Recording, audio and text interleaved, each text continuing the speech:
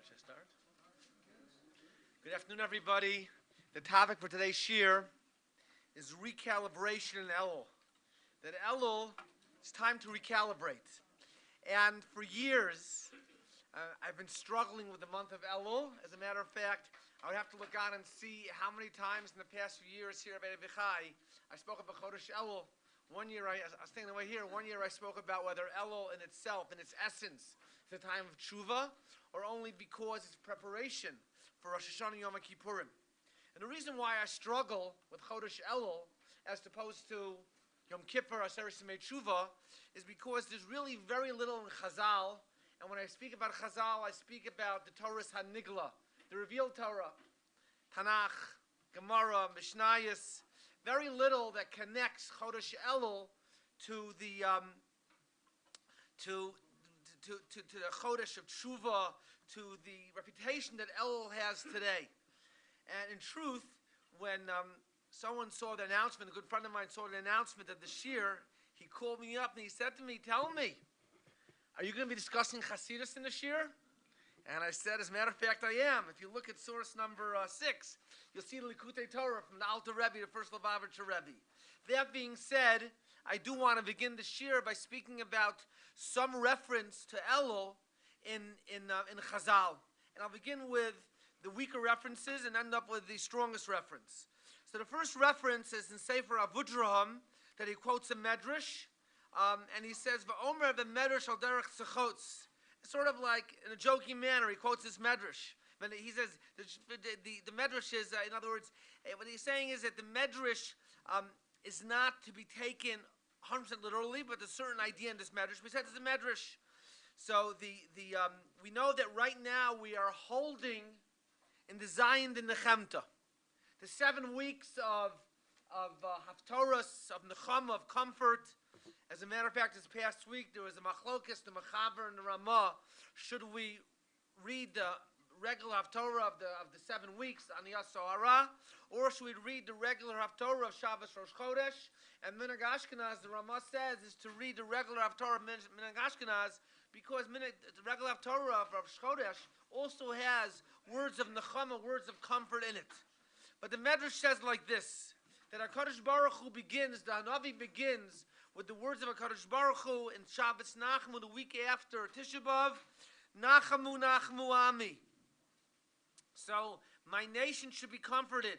Klomar, to say, source number 1, this is from Lavudraham, HaKadosh Baruch Hu, Omer Leviim, HaKadosh Baruch Hu says to the prophets, Nachamu Nachamu Ami, you should comfort my nation should be comforted.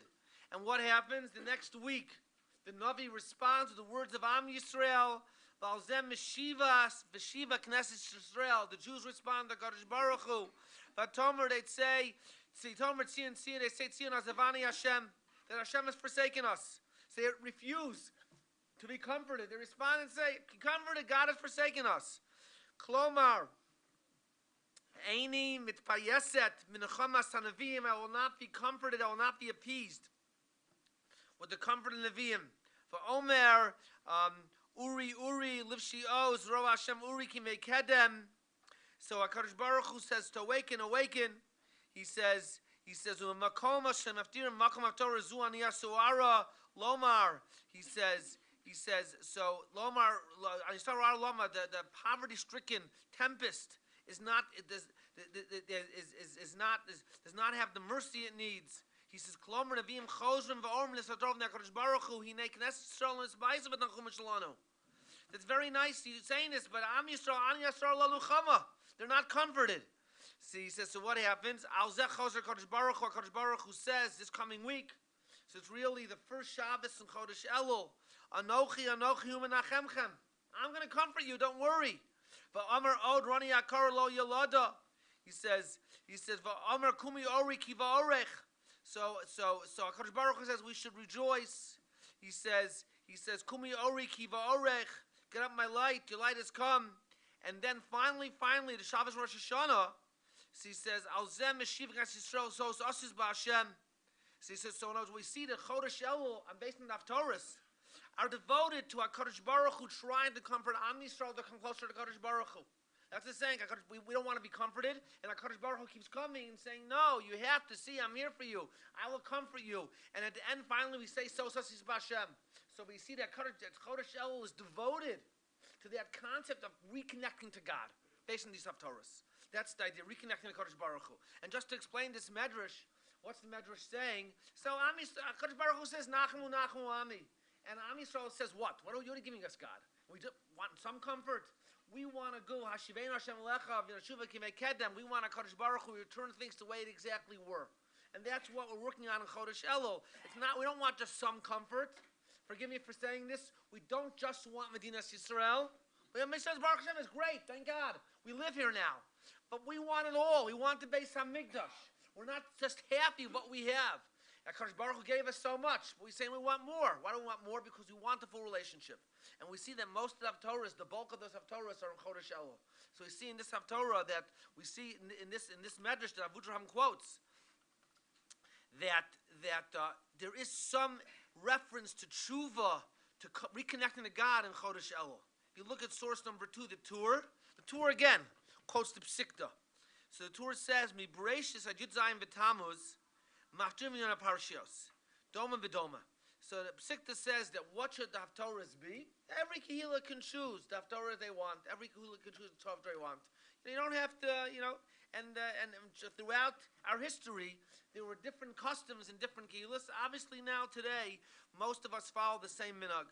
He says, however, from Yud Zayin v'Tamuz, he says, Doma v'doma, he says, until Yud Zayin v'Tamuz, so you're matching the parshas, Doma v'doma, Misham ve'elech, lefi hazman, lefi ha'orah. From Yud Zayin v'Tamuz, then already, it's not up to our choice. It depends on what's going on. It says, Tlasa Parnusa, so we go ahead and we read the 3 Haftorahs of Parnusa, the 3 Haftorahs that predict the Churban, starting from Perik Aleph Yirmiyahu, including Chazon Yeshua ben Ya'amotz, right? And then the 7th in the Chamta, and then the Tarti, the Tiyufta, the 2 of Tshuva. So let's go through the whole list to see what's going on. So Cluster Pernusa says Divrei Yirmiyahu, Shimu Dvar Hashem, and Chazon Yeshayahu before Tisha B'Av. He says the Shevet Nechamta. So he says Nachmu Leschanon, Vatomer Tzion, Le'ekev An Yasoara L'Rei, Anoch Enoch L'Shovtim. So that will be this week's parasha Rani Akara L'Chiseitze, Kumi Ori L'Kisavo, and Sosasiv Le'atem Nitzavim. He says, and then he says like this. And what happens in a year like this? I think a year like this, when there's Vayelech between Rosh Hashanah. I'm sorry. So between Rosh Hashanah and Yom Kippur, then you do Dirshu, not our custom. And Rosh Hashanah Yom Kippur, he says, Ben Rosh Hashanah Yom Kippur, if it's Yom Kippur L'Sukkos, we do Shuva Hashem. Now we have a different minhag. We do Shuva Hashem between Yom Kippur and Sukkos. But Rosh Hashanah is before. I'm sorry, we do Shuva before Yom Kippur, right? They used to do Dirshu Hashem, the Haftarah of a regular tzom on Shabbos Shuva, and they would do Shuva Hashem between Yom Kippur and Sukkot. And when Rosh Hashanah, when Hazinu is before Yom Kippur, so then they do Shuva Yisrael before Yom Kippur. Okay, and then he mentions the other minhag, our minhag, that if there's a Shabbos between Yom Kippur and Sukkot, so Shabbos Shuva, you go ahead and you do Shuva Yisrael. And between Yom Kippur and Sukkot, you do V'yadaver David. Okay, so what do we see? We see again that it sounds like all these Haftorahs are connected on some level. You have first the Shalosh to Pernusa, which symbolizes the fact we move away from God. Then we have designed the Chemta, or we're coming close to God. And now we come close to God. Now it's time to go ahead and do Tshuva. How do we explain that? They ask the question that, Motzi Yom Kippur. So it's a famous question. We start off, we say, all right? We just went ahead and we just daven Nila. Okay? And I have to tell you that in most shuls, I assume Nila is davened with Kavanah. I grew up in the yeshiva. So in the yeshiva, davening is taken very seriously, certainly Rosh Hashanah Yom Kippur. And I remember davening in shul once. I don't know what shul it was.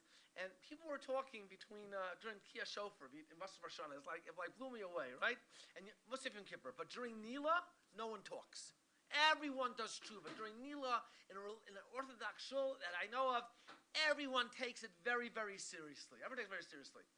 and then we daven Nila, we sing L'Shana Baba Yerushalayim, we go ahead and we dance, and there's no time. You go immediately into Hurach Mechaber Avon. What Avon? Give me at least a few minutes, until after I daven very quickly because I want to eat. Maybe I skipped a few words of Kiddush Levana. Maybe I pushed someone outside the door. Maybe I didn't make a bracha of Kavana. What's V'hurachum? One of the answers is given is because finally, after Yom Kippur, you realize understand a little bit more what Kadosh Baruch Hu is, and now you can understand. Oh my gosh, what did I do last year? Right? So, okay, but what do we see? So now it's once you have designed the Nechemta, once you go ahead and come closer to Kadosh Baruch Hu, you reestablish relationship. Now there's time to do tshuva. So really, what you have is according to this Chazal also, there is some reference to tshuva in Chodesh Elul. Okay. The strongest reference to tshuva in Chodesh Elul is source number 3. And that's the Torah quotes in Hilchos Rosh Hashanah, Sim Tov Kuf Pei Aleph. Tanya picked up Elazar, Rosh Chodesh Elul, and Rosh Chodesh Elul. So we know what happened. What happened was, when Moshe Rabbeinu went up to Har Sinai to get the Torah, and the Jewish people made a mistake. They sinned to the Egel. He came back down, and he saw the Egel, and he broke the Luchos. Moshe Rabbeinu went 40 more days in order to Mikabel Kapara. Then he went ahead another 40 days to get the Torah, the Luchos Shnios, the second set of the Aseres HaDivros.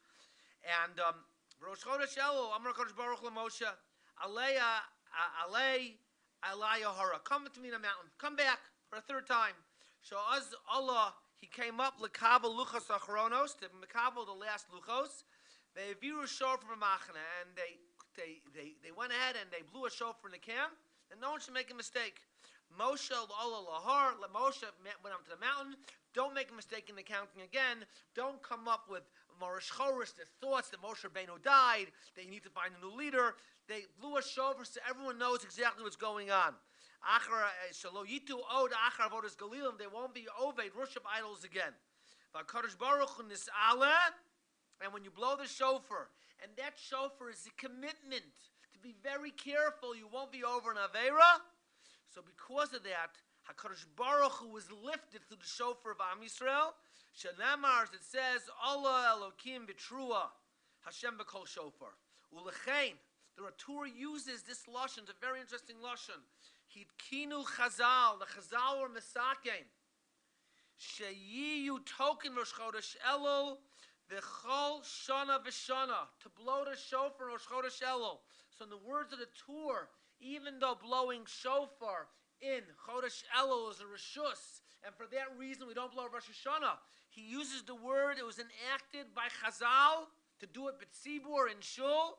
He says, B'chol Shana V'shana, B'chol HaChodesh, K'dei lahazir Yisrael sheyasu tshuva. So he says, Chazal or Mesakin to blow the shofar Rosh Chodesh Elul for sure, and maybe as an extension of that, others, or Chazal, it's not clear from the Torah, said to blow it the whole month. Why? In order to warn the Jews to do tshuva. Just like the shofar was blown when the Jewish people, when Moshe went up to Har Sinai a third time. So it's blown in Chodesh Elul as a tekanas Chazal to do tshuva. He says, Shenemers, it says, Im Yitka shofar ba'ir, that he says that if you blow the shofar in the city, people won't be afraid. We should blow the shofar. We should hear the shofar. We should be afraid. That's the kana. And also, to fool the satan. That what the satan should start getting concerned that Am Yisrael is really working.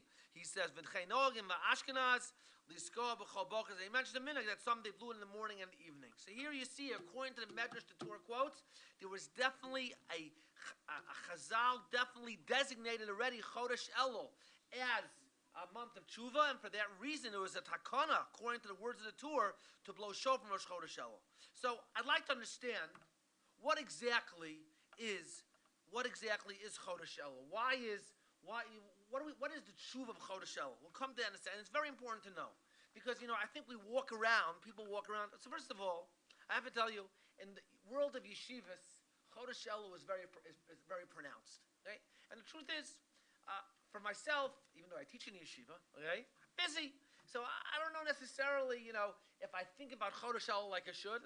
As a matter of fact, I always say, Rosh Hashanah comes, oh my gosh, I'm not ready, okay? Now, obviously, I'm a Rav Bashul, so it means I'm not ready means I only have 6 drushes. But the bottom line is, are you really prepared for Rosh Hashanah?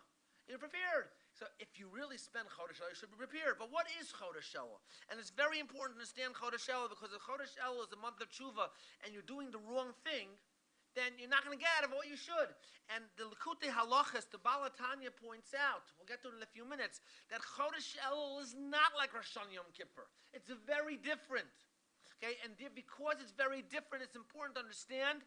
And if you prepare properly during Chodesh Elul, then you'll be able to appreciate and be affected by Yom Noraim, the high holy days, Rosh Hashanah, Yom Kippur, Aseres Yemei Tshuva. But it's very important to understand what it is. The Beis Yaakov, I actually saw this idea that about making connection to Beis Yaakov and Rav Melech Biderman Sefer, but he points out like this. He says that what happened at Matan Torah, this isn't connected to Chodesh Elul, but you can't connect it. What happened in Matan Torah? Why is Matan Torah so special? Obviously, when the Jewish people received the Torah, it was special. But really, they knew they were getting the Torah at Pesach time.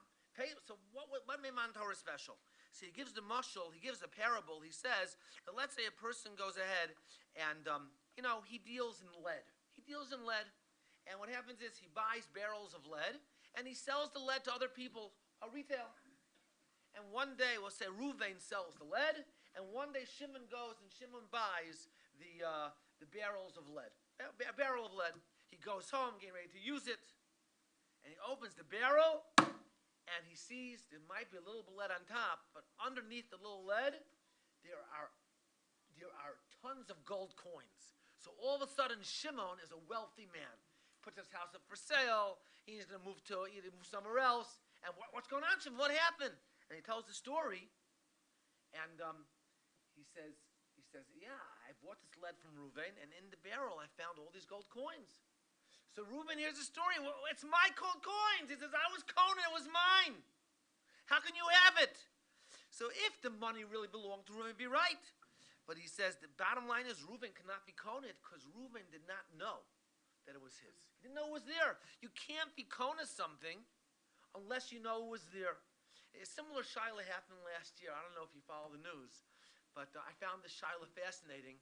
But in the mirror, I was talking about in the mirror during lunch one day, have a nice lunch break, there were a few boys sitting in a dira, sitting and talking, very nice thing to do. And one of the boys was sitting on a comfortable chair, but there was something bothering him. And there's something wrong with the chair. So he decided to pick the chair upside down to see what was wrong. And he picks the chair upside down to see what's wrong. And all of a sudden, it sounds like tens of $100 bills came out of the chair. Tens of $100 tens, okay? So, so everyone is like all of a sudden very shocked. And the one boy that was sitting there, one of the boys, he quickly goes, grabs the money, and stuffs most of the money into his pocket, okay? So I saw it on the news, right? They went to Din Torah. So I happen to know somebody who's involved in Psak Halacha. I don't want to say who it is. A very big Talmid Chacham Madayan. So I happened to be talking about something else. I said, by the way, do you know this story? He says, do I know this story? He says to me, they came screaming into the Beis Medrash. They wanted Din Torah. So, and I said to them, you got to hold back. A Din Torah, you just don't do like that. So what were the tainas? The tainas were like this. Taina number 1 was the person who found the chair 3 years ago and now is married, and he wasn't there, said, listen, it's my money because I found the chair in the garbage, right? The people in the dira said, it's my money because it's our dira, Chinyan Chatzar.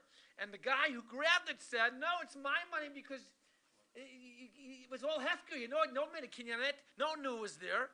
So she said, they didn't listen anyways. But I said, so what Psaki says probably belongs to the guy who grabbed the money, okay? That belongs.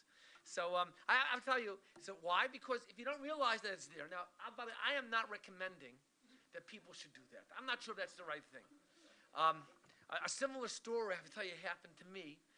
Right after I got married, I was sitting in the Y. I got married Lag BaOmer. So after Shabbat Bracha, I was sitting in the Y Beis Medrash with my chavrusa. And my chavrusa, besides learning in the afternoon, he was a teacher. If anyone remembers, used to be one of the schools of YU. It was called JSS. JSS was more for whatever it was for. And some students came to Beis Medrash. They just moved into an apartment building. And they were cleaning up. They found a set of sefer called Sefer Moadim. And they asked us if we want to set Sefer Moadim. So the truth is, neither of us wanted it. I was familiar with the Sefer. Sefer Moadim is a very nice Sefer because it includes everything that people wrote amongst all the holidays, starting from Tanakh through the Gemara, through Rishonim, Machronim, and through the Maskilim, those who were not Ma'aminim. So that's the reason why I didn't want it. But they were sitting there talking. So I opened the Sefer on Shavuos. It was right before Shavuos. I opened the Sefer, and all of a sudden, I pull out an envelope. So I open the envelope, and out of the envelope comes $1,500 bills. And so at that point, the boys said, "Hey, that's our money. It was from our apartment." And my chavrusa said, "You wanted to give me, so it's my money." And I said, "Right now it's in my hands, so right now I'm in charge." So I said, "We have to go ask a shayla." And my father wasn't in town that week, so we went, wasn't that day, we went to ask Rav Bleich, and Rav Bleich said, "Listen," he said, "you have to go ahead and you have to find out who was living in that apartment before. You have to understand that in those days there were people who didn't trust banks. Maybe people still they don't trust banks, but certainly then. And you have to find who it belonged to. $1,500, I didn't get married that long ago. It was like, like, let's say, just 30 years ago. So that was 2 months rent plus, you know. So, 2 months rent plus for a person learning Go is a big thing. So my father came in, I told him the story. He said to me, "You don't want the money." He said to me, he says, "You don't know what's going on." And the truth is, I stayed out of it. I don't know what happened. But I spoke to this guy, and he said they have to do the same thing. They put a sign up and see if someone left money in a chair. But the fact of the matter is that unless you know something's there, you're not Kona. So if you don't know what Elul is, coming back to the shir, you can't be Kona it. So we have to understand what Elul is if we want to take advantage of Elul. All of us, we're not B'nai Yeshiva. We're busy. We have things to do. We still have to understand what Elul is. And maybe Elul is more relevant to us than to the whole world because we are very busy. So what I'd like to do is I'd like to skip source number 5. And I'd like to go right to source number 6.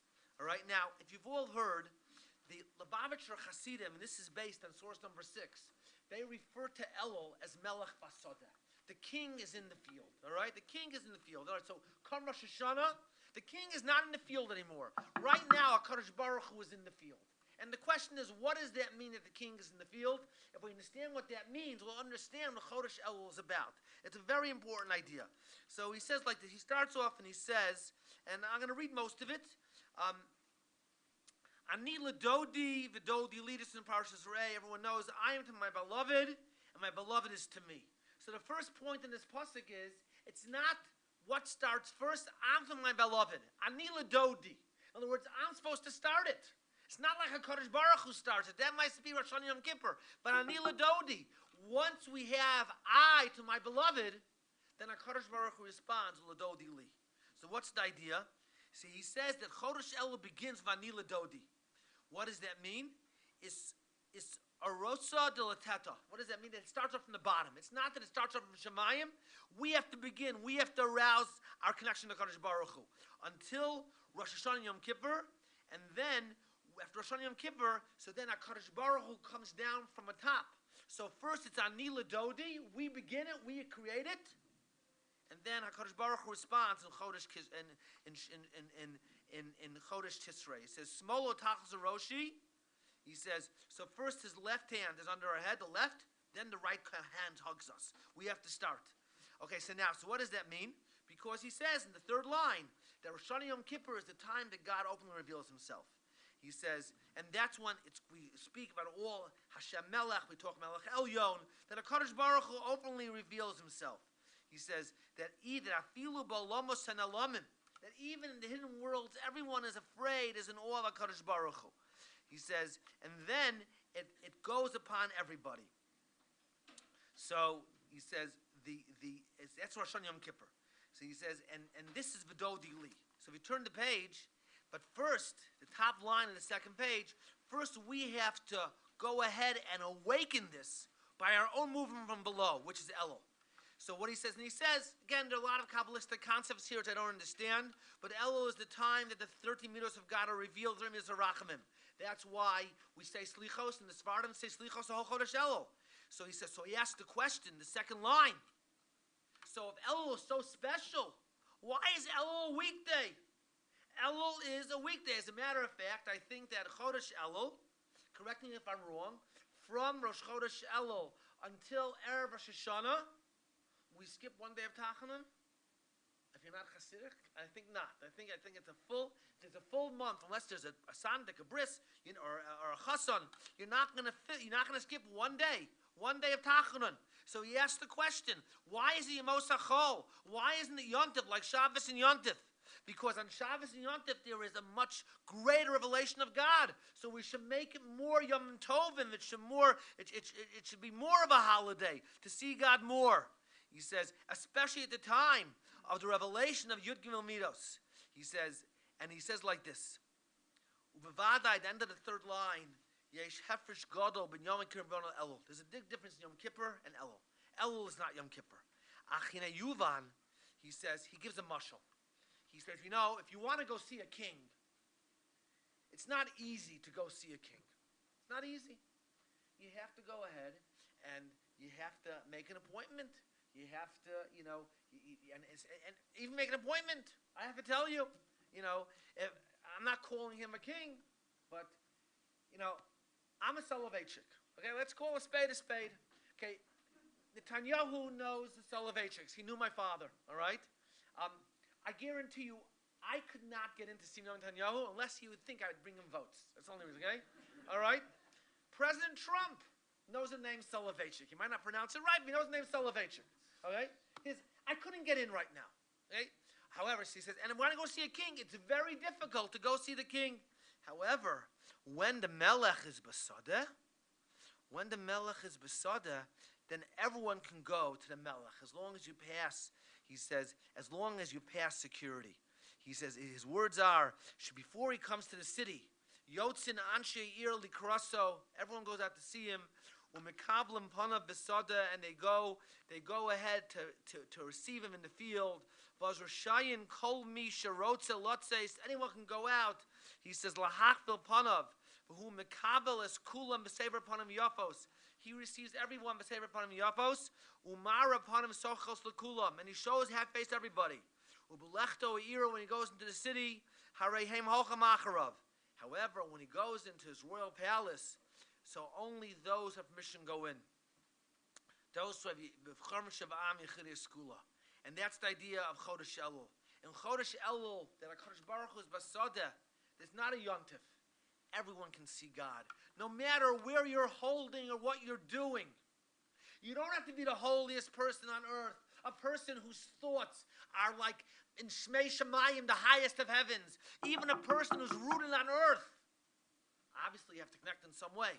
Is able to see HaKadosh Baruch Hu, the great HaKadosh Baruch Hu. That's the idea of Melech Basada. He says, on Rosh Hashanah Yom Kippur, then you have to be a Chidei Skula. He says, that's why Yom Kippur, everyone's a Chidei Skula. We sit in shul the whole day. We don't eat, we don't drink. In a certain sense, we stay away from all physical comforts because we want to all be a Chidei Skula. But that's not what Elul is about. Elul is where the Hamon Am, myself, people who are simple Jews can connect HaKadosh Baruch Hu. HaKadosh Baruch Hu's Basada. And that's, he says, and that's the bottom line, is we can go out to see the light of God in the Sada. That is the awakening from below. That's the Melech Basada. So what does that mean? What does that mean? So I was thinking, what it means is like this. Then how do you see HaKadosh Baruch Hu in Chodesh Elul? It's very simple. Baruch Hashem, we have mitzvahs, we have Torah. Chodesh Elul is not devoted to shofar. It's true, we blow shofar, but that's that everyone runs to hear shofar Rosh Hashanah. People are in shul, they hear shofar, they don't hear shofar, they're not in shul, they don't hear shofar. We don't have the mitzvahs of lulav and esrog. We don't, and the truth is, if you look at the Rambam talks about Seres Yemei Tshuva as being a time of tshuva. It says Chodesh Elul is to greet Hashem the Sada when you're doing the regular mitzvahs on a daily basis. Not the special mitzvahs, not a yontif. Chodesh Elul is a time to realize how important every single mitzvah is. That's what Chodesh Elul is about. Because it's Melech Basada. Yes, we love Shabbos. We love Yom Tov. All those mitzvahs are very special. But the Rav Shlomo says, the Baal HaTanya says, the Alter Rebbe says, that's not what it's about. It's Melech Masada. It's when God's in the field. You have to take notice of everything that we have on a daily basis, whether it's Netilas Yadayim in the morning, it's the brachas that we make, the davening we make, Kriya Shema, Tzitzis, Tefillin.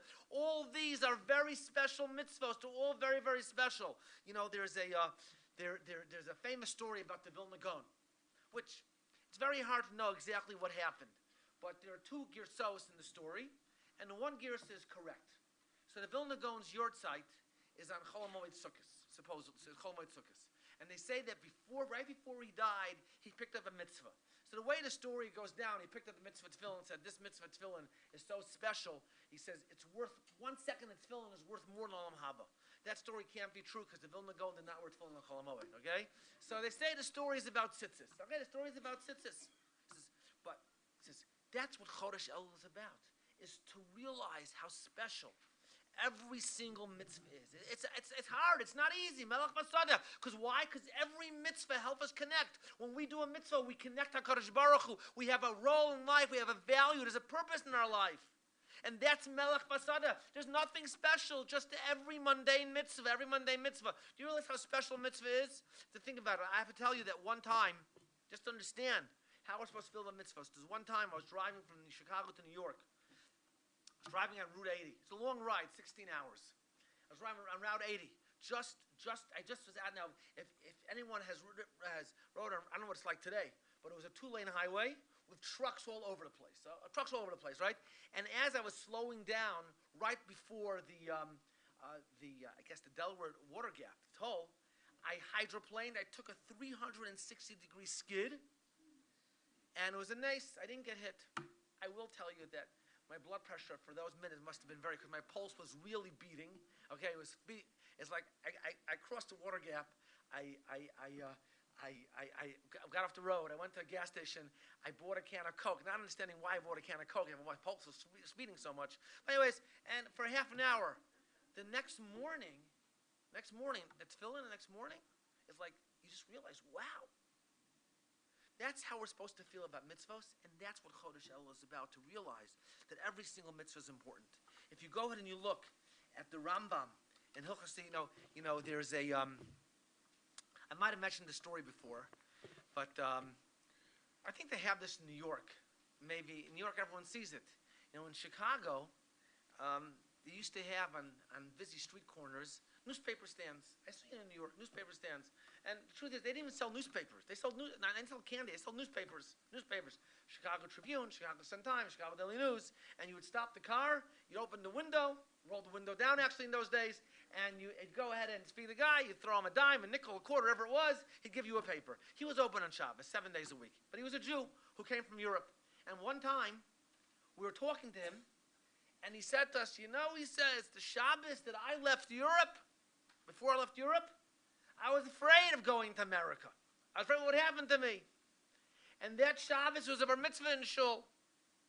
And in Europe, if you wanted maftir, you had to pay for it. And I bid against the bar mitzvah boy, and I beat him because I realized how important it was that I should have maftir. We'll come back to that in a second. But just to realize how special, because every mitzvah does something for us. So we can go ahead and think about the Avodas Yom Kippurim. But Parsha Shoftim is very important, extremely important. Let's look at the next few Mar Makomos. So he says, source number 7. Amru Chacham, and the Rambam says, Hilchos Talmud Torah Paragimel. Kol Mavatos HaTorah Me'osher. Anyone who does not keep Torah Me'osher, learning Torah Me'osher. So Levat Me'oni. Okay, so in other words, you have to realize that if you have a reason why you can't learn Torah to involve your money, don't worry. God's Baruch will take care of you. You won't learn Torah because you're too busy looking for money because you'll be poor. And anyone who, even though he's very poverty-stricken, he finds time to learn, he'll become wealthy, he'll still learn Torah. He says, and v'inyan zeh mefurish, the Torah, tachas hashir lo avad Hashem v'lekach v'simcha tuv lev l'rov kol v'avad zavecha. In other words, because you didn't go ahead and you didn't serve Hashem, v'simcha tuv lev, and you get so much, because Merov Kol, so you're going to lose everything. So what does that mean? Why didn't you go ahead and learn enough Torah, do mitzvahs with the right idea? Because you didn't think it was so important. It wasn't so special. If you look at source number 8, again the Rambam, Hilchos Yontif, the Rambam says, Adam ochel b'shosav smeach b'regel, says halacha, when a person eats and drinks on the regel, he shouldn't be too involved drinking wine and laughter, levity. He says, and there's some people, he says, and people think that the more I eat, the more I drink, the more simcha I am. So he says, no, because drunkenness, laughter, harvey, v'kalas rosh, levity is not a simcha. It's just like stam, joking around and foolishness. And we're not commanded to joke and be foolish. We're commanded to be happy that has the service of God. He says, and what does he say? He says, you have to serve Hashem. And it says, because you didn't serve Hashem b'simcha, all these bad things happen to you. So you have to serve Hashem b'simcha. What does it mean to serve Hashem b'simcha? Serving Hashem b'simcha means, as we'll see, that you realize that you're accomplishing something. A person should not think, okay, I did a mitzvah, big deal. A person has to realize and say, I do a mitzvah, it's something special. That's simcha. Whatever mitzvah you do, you have to realize it's a very, very special inyan of us. It's a mitzvah. Mitzvah is a great accomplishment.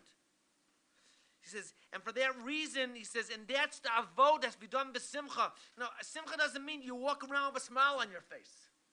Simcha means an inner realization that what you're doing is something special. You're doing something special. That's why it's not here on the page. The Rambam goes on and says, what's the simcha? Inviting poor people, inviting widows, inviting people who are unfortunate to your house. That's simcha. Why? Because you do something like that, you're accomplishing something. You have to realize it has to be an accomplishment. The message of serving Hashem b'simcha is to realize that it's something which you're accomplishing. In the days of the Churban, before the Churban, people thought, why is mitzvah so important? Okay, we'll do it. It's not so important. No, it has to be b'simcha. You have to realize that's Chodesh Elul. If you look at Rabbeinu Bechaya in this pasuk, there's a pasuk Parshas Kisavo. He says, "Yashimenu hakosu ba'avdu Hashem yisbarach." The pasuk basically causes us guilt. It makes us guilty that we serve Hashem and the vote is not b'simcha. He says, "Lefi shechayev ha'adam ala simcha v'yisasku mitzvos."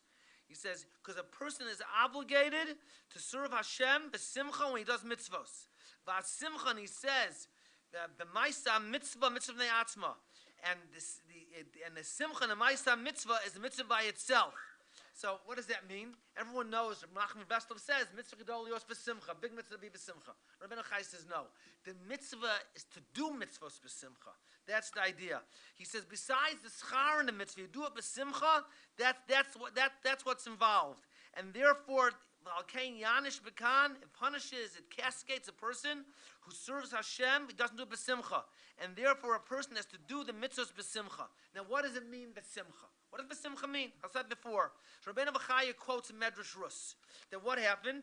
Ruvain, the son of Yaakov, when he saw that the brothers were going to kill Yosef, he saved Yosef. What did he do? He said, don't kill him. What should we do? Put him in a pit.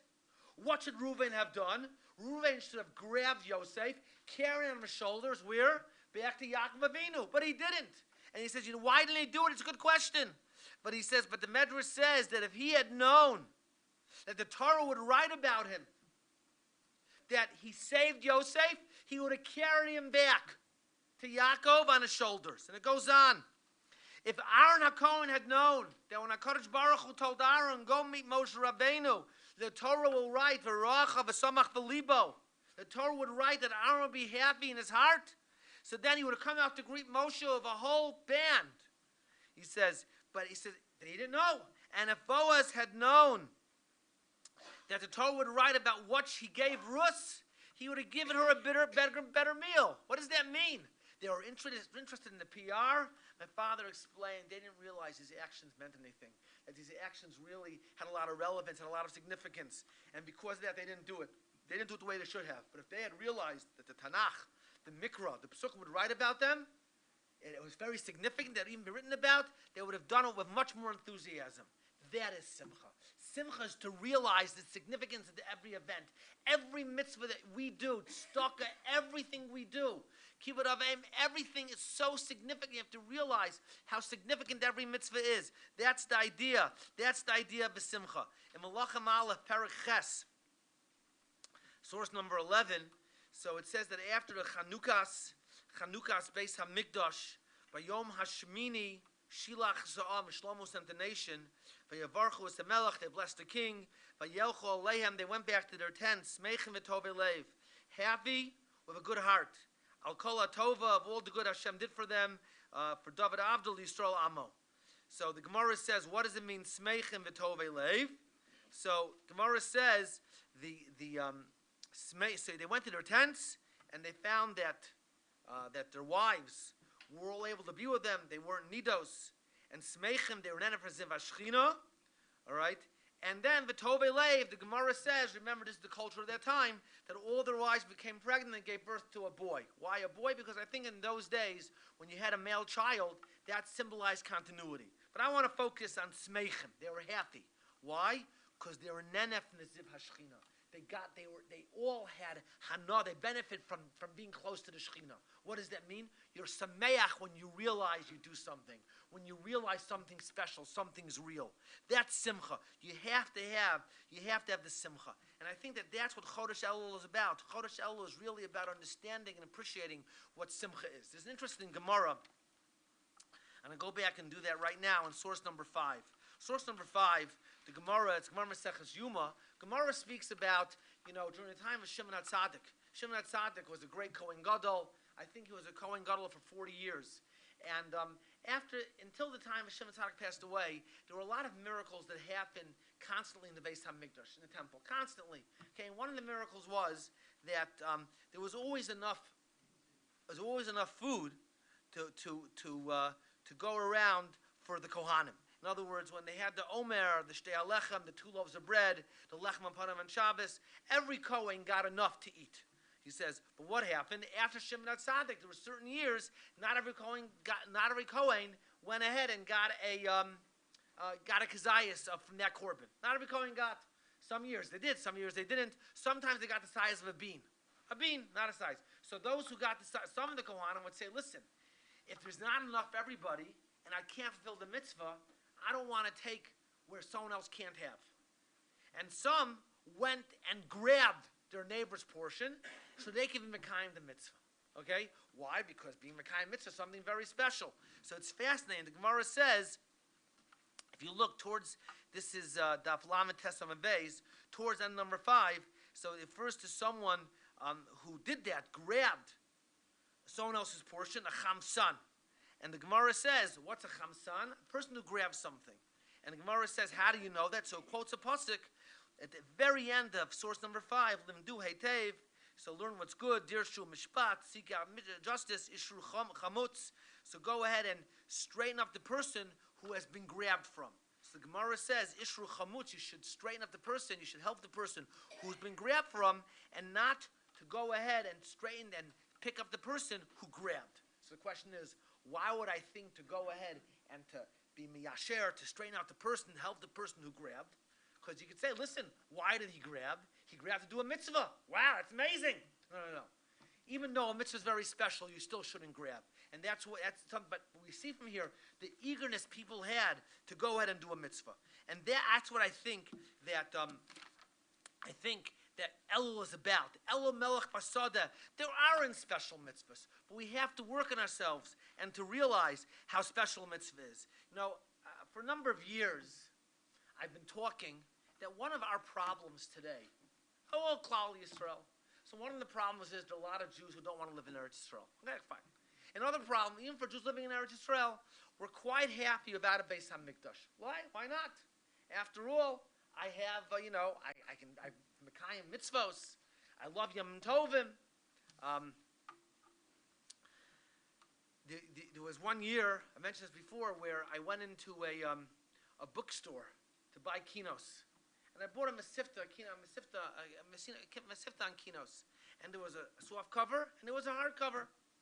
And I bought the soft cover, and I commented to the person next to me, I don't understand. Why would someone spend money on a hardcover kinos? You can spend money on a softcover kinos. Take care of it. You put it away. It shouldn't get ruined. You use it one day a year. So the person said to me, he says to me, I'm not like you. He says to me, I'm happy with my Vodas Hashem. I love my Yom Tovim. I love everything. I said, okay, so I'll buy a hardcover kinos. So I used to always say, we have to want the Beis HaMikdash. This year, I was running with my children, two of my boys, before Tisha B'Av about Beitar. And I read an article somebody wrote that what happened, at that time, the emperor of Rome had given permission to the Jewish people to go build the Beis HaMikdash. And the Jews were very excited.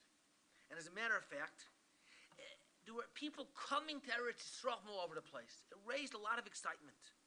And then our enemies went to the emperor and they're very concerned and said, if you allow the Jews to build the Beis HaMikdash, they're going to rebel against you. So the emperor said, what can I do? I want to be honest. They gave permission. Well, tell the Jews they can build a temple in a different place, a different size, will never listen. And then obviously the Jews didn't build the Beis HaMikdash, and this caused the whole rebellion, and it brought a lot of troubles for Klal Yisrael.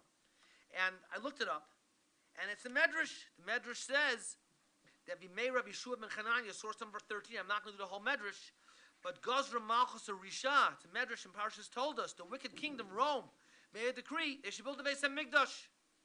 And Pupis, Paphos, Solonius, who are very famous other things, they gave their lives up al Kiddush Hashem. So they put up people, money changers all over the place, from Akko to Antuchia. He says, and therefore they would provide for all the Olei Hagola, those coming up from Golas, all their needs. They're coming. There's a lot of excitement. He says, and then what happened? I was wondering. Here you wanted Jews to build the Beis HaMikdash. They wanted it. Why did God take it away? Why? They wanted the Beis HaMikdash. That's what I'm always screaming about. But then I thought that maybe they wanted the Beis HaMikdash for the wrong reason. Maybe it was because it was a nationalistic, tool to bring the Jews together. It wasn't because of the mitzvah per se. But we as the Jewish people have to realize how special and unique the mitzvahs are. And yes, the Beis HaMikdash is great, and Medina Israel is awesome. But we have to realize what makes it all special is that HaKadosh Baruch Hu commanded us, and HaKadosh Baruch Hu gave it to us, and as is every mitzvah. And that's what we have. That's what we have to go ahead, and that's what we have to realize. The Sfas Emes in Parshas Vaschanan, he says that Moshe Rabbeinu said, "I stood upon the mountain, and you didn't stand on the mountain. Why? Because you were afraid of the fire." So the Sfas Emes asks the question. He says, "What do you mean they were afraid of the fire? It was usher to go on the mountain. That's why the Jews didn't go on. Moshe says, I received something. I'm extra special. I received more because I went on the mountain. But you didn't go because you were afraid of the fire. But they didn't go because they weren't allowed to." And the Sfat Emes says, no. What Moshe Rabbeinu was saying is, yes, they didn't go because they realized how special the mountain was. They were afraid of the punishment. That's what they were afraid of. But if you would have if you would have refrained from the mountain because you realized how special Har Sinai was, then you would have been Zocha, merited such great accomplishments. And that's the message of the Torah and Har Sinai. We have to realize how special the mitzvahs are because mitzvahs connect us to HaKadosh Baruch Hu. There's a Gemara Maseches Brachas, Daf Chesed Amud Aleph. So, source number 15. Rava said to Rafram Bar Papa, let the master say certain things that he heard from Rav Chisda about Beit Knesset, about a shul. So he said, what did Rav Chisda say? What does it mean that HaKadosh Baruch Hu loves the gates of Zion more than all the dwellings of Yaakov? HaKadosh Baruch Hu, Misharei Tzion, HaKadosh Baruch Hu loves the gates of those who are proficient in halacha, in the Jewish law, more than all the shuls and the yeshivas. He says, why? Because from the day the temple was destroyed, it's very difficult to come close to the Shekhinah. There's no temple. Ein lo HaKadosh Baruch Hu ba'olamo. What does HaKadosh Baruch Hu have? HaKadosh Baruch Hu has the 4 amos of halacha. If you want to come close to HaKadosh Baruch Hu, you have to realize there was a Beis HaMikdash. We don't have it yet. We should have it soon. But the way to come close today is to the 4 amos of halacha. And he says, and then he says there were certain Chachmei Chazal who would learn in the place where they learned halacha. And there's a Gemara in Maseches Brachas that says that before you go ahead and you daven, you should learn halacha psuka, a simple halacha that you don't think about during, that doesn't cause you to distract yourself. Why? Because if you want to feel the Shekhinah, you have to realize the Shekhinah comes close through mitzvos, through Talmud Torah also, but through mitzvos, to realize how very special a mitzvah is. And I think that that's what, as I said, what is Melech Basada? We don't have Shabbos Yontif. We have Shabbos. We don't have Yontif in Chodesh Elul. Most of Elul is not Shabbos, because most of Elul is we have to awaken. We have to bring HaKadosh Baruch Hu to us. And how is that done? By doing the mitzvos, but not just by doing the mitzvos, by realizing how very special and how unique every single mitzvah is. What a very special every mitzvah is. You know, sometimes we get so involved in actions, and you know we don't begin to realize, wow, you know. But every single mitzvah is so special, and that's seeing God in the field where there aren't the special mitzvahs. We have to realize how special it is. The we just to finish off with 2 ideas. So, right after Yom Kippur comes Sukkot. There's halacha and hilchas sukkah. That be very careful not to bring dirty pots into the sukkah, right? As a matter of fact, you shouldn't bring any pots into the sukkah. So a person who would never bring a pot to his dining room table, because it's just not nice, should not bring a pot into the sukkah table. So I remember as a child, so we had our sukkah on the 2nd floor. And so, you know, to go dish out the soup from the kitchen downstairs was very hard. My mother would bring all the pots upstairs, but leave it in the bedroom, not into the sukkah, because you can't bring pots into the sukkah. She says, why would you think that you could bring the pots into a sukkah? Because the sukkah is not as nice as your house. To realize, a sukkah might not be as nice as your house, but it's still a mitzvah, and you have to mechav a mitzvah. And that's what has to come out after, as you get ready to leave Yom Noraim. That's what they say, Simchas Torah about. Why is it? It's the happiest day. Why is it so happy? We say, we don't have shofar, we don't have luvan esrog, no sukkah. We still have the Torah mitzvos. That's what's there for us. And I would just mention that if we want to greet HaKadosh Baruch Hu properly, as He comes to greet us, as we go to Him, Rosh Hashanah Yom Kippur, we have to be prepared, prepare ourselves during Chodesh Elul. How to prepare ourselves during Chodesh Elul? Prepare ourselves during Chodesh Elul by going ahead and realizing how special and unique every mitzvah is. That's, you know, we say HaKadosh Baruch Hu wants to reestablish the connection. We go ahead and we connect Elul through Haftorah to Tshuva. We blow the shofar. It's to awaken us to realize that if we want to have a close connection, we want to come close, we have to work on ourselves now. I once heard somebody say a person does not mourn for Yerushalayim a whole year, can't mourn properly on Tisha B'Av. If a person doesn't use Elul properly to realize how special the everyday mundane mitzvahs are, I don't like using the word mundane, but the everyday mitzvahs that we have all the time, how special they are, you can't greet HaKadosh Baruch Hu properly in His palace. That's what Chodesh Elul is about, to realize how special every mitzvah is. What's Chodesh Elul about? So, you know, a number of years ago, I think a little more than 5 years ago, forgot already, maybe 6 years ago, as some of you know, I donated a kidney to somebody. Now, during the surgery, after surgery, she actually had a catheter, and then I also did, but took mine out right away. I think in her, she had it for like a week, a few days, and she told me, as I went to visit her before I left the hospital, that first Asher Yatzar was going to be something very special. I wasn't zocheh to hear that first Asher Yatzar. I wasn't zocheh to hear it. But, you know, there's so many special things that we do every single day. Everyone runs to shofar, everyone loves sukkah, arba minim. But every day, every mitzvah is so special, because that's how we awaken and bring God close to us when God's in the field. We bring God to the Sada.